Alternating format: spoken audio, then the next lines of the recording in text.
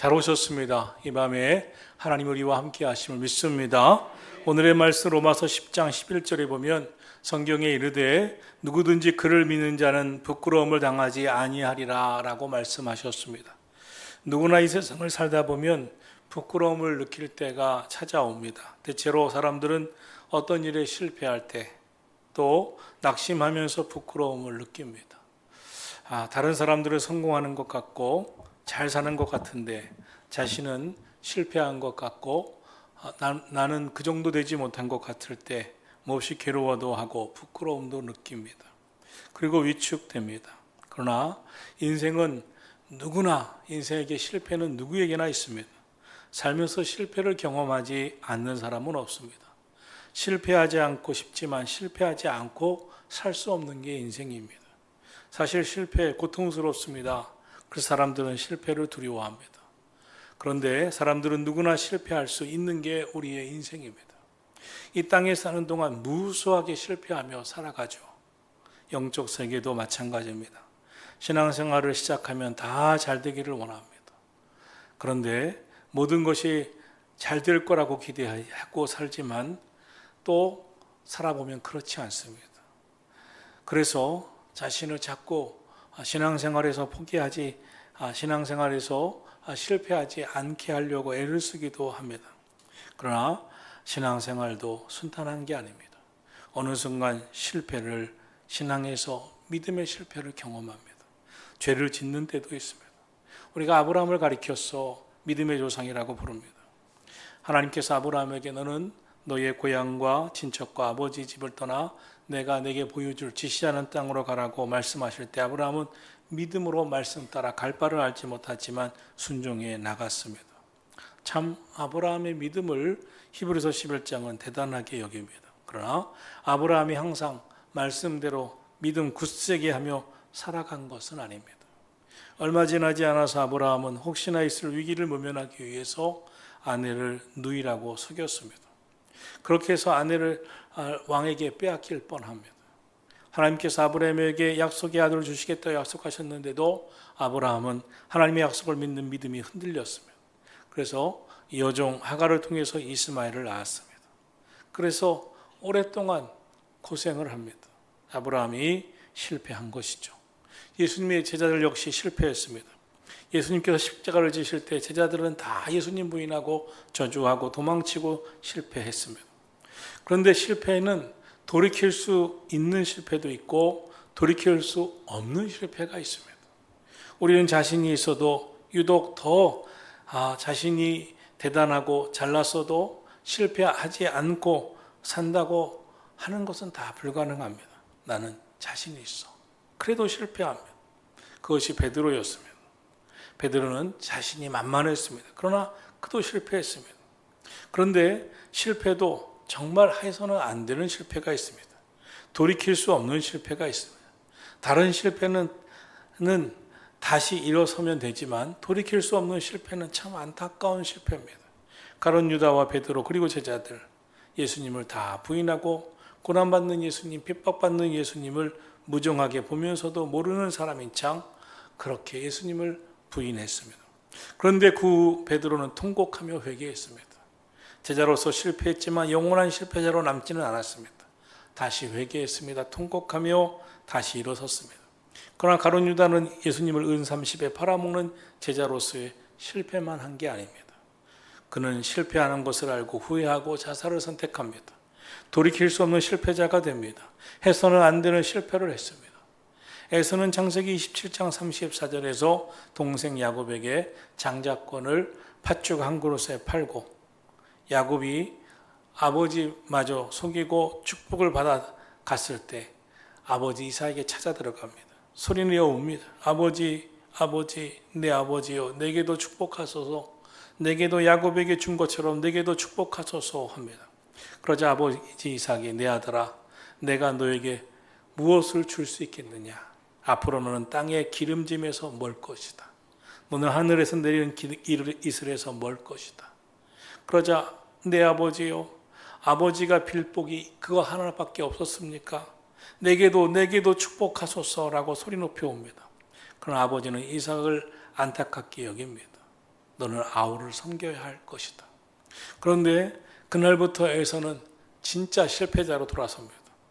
그 남은 인생을 동생 야곱을 복수하며 죽이겠다고 그 야곱을 죽이는 일에 쫓아다니며 그리고 진짜 실패자로 남습니다.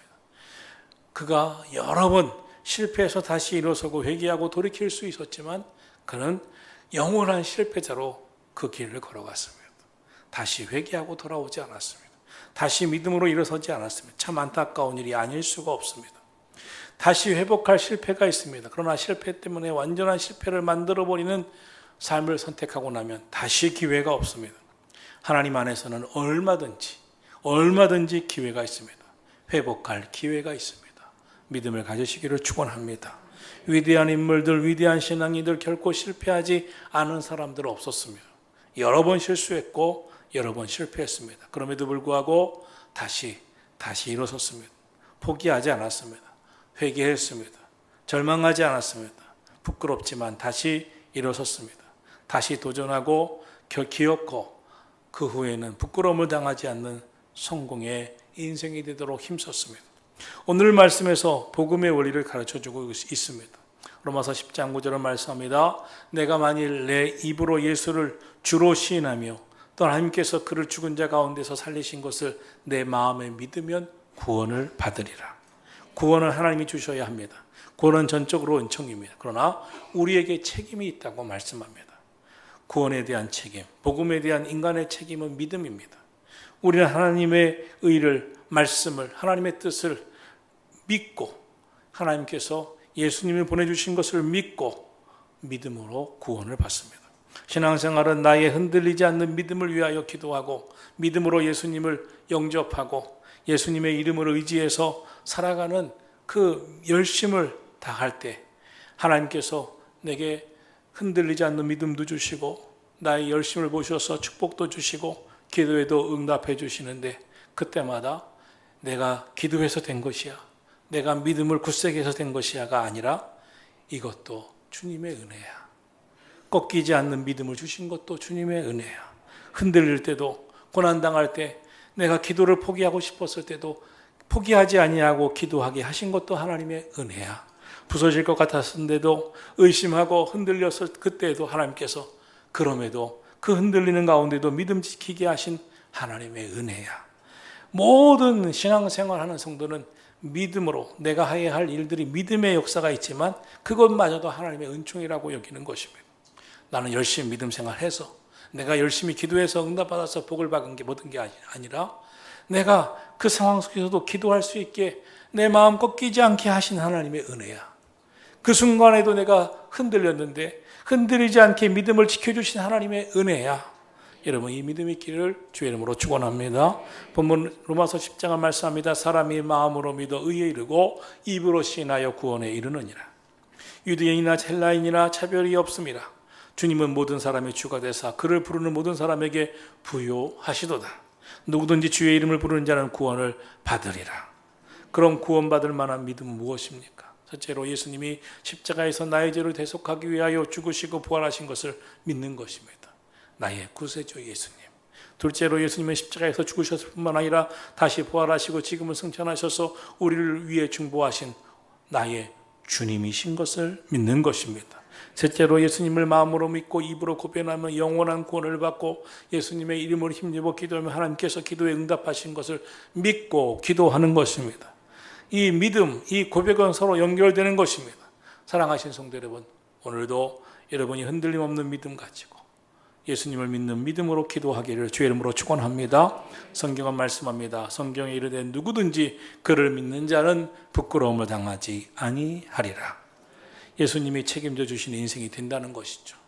세상에서 부끄러움 당하지 않게 결국 하나님 은혜 안에서 승리할 수 있게 해주신다는 것이죠. 그리고 최후의 승리, 천국에서 하나님께서 인정해 주시는 구원과 영생의 복을 받는 축복을 약속하시는 것임을 믿습니다.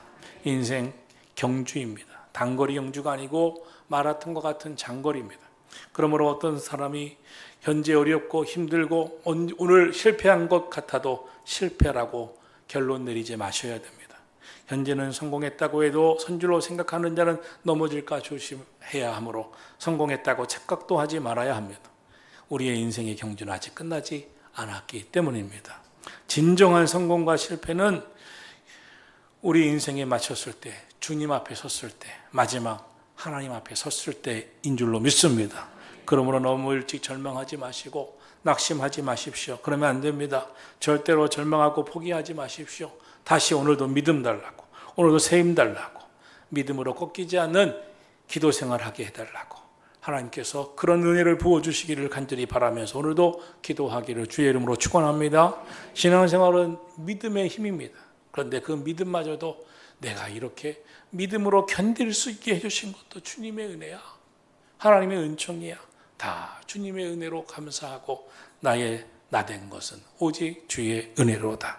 주님께 영광 돌리며 사는 줄로 믿습니다.